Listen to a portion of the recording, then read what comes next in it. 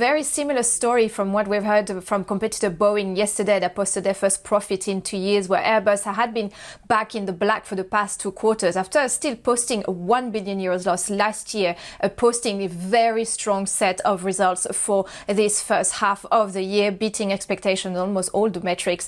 Profit in Q2 1.8 billion euros, revenue for the first half of 24.6 billion euros, that was up 30%. Free cash flow before M&A at 2 billion. So on the back of this, they have upgraded their guidance for the full year. Now they expect to deliver 600 planes this year. The previous forecast, the previous guidance was 566, which was a number that they delivered last year. So now they expect to deliver more planes. That's on the back of the deliveries that we saw in the first half, 297. In terms of orders, they received 165 orders in the first half. That's 38 net. So they're still a little bit lagging Boeing, the competitor, in terms of orders, but still very strong set of results. They are delivering more planes. We see airlines now, after the crisis and the hit from the pandemic, them trying to hold on to cash, postponing some of their orders. Now some airlines putting more orders in and taking in more planes with those deliveries and bringing cash into Airbus as they're looking at potentially the post-pandemic reopening of travels. The other updates on the guidance that they've given, they're doubling